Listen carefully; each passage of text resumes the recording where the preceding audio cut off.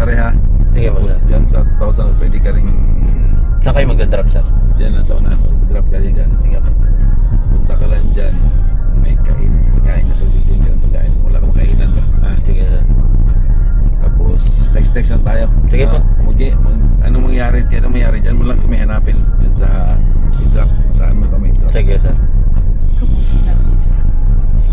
Ito ang mangyari. Then, mas may number mo dyan.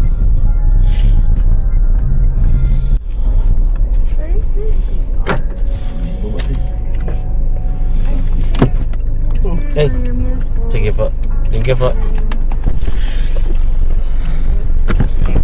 Hala ka, Sige po. Pesos. Ma'am, message na kayo. Sige po. Sige po.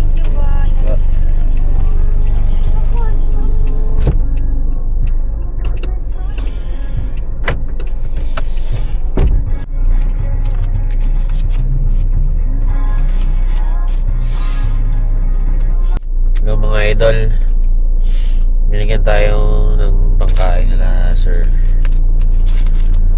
So yun mga idol, na-drop na natin yung mga renter natin. Park lang tayo dito. Dito tayo ngayon sa PNPA guys. Grabe guys, ang gaganda ng mga anak ni sir. Damdamin ko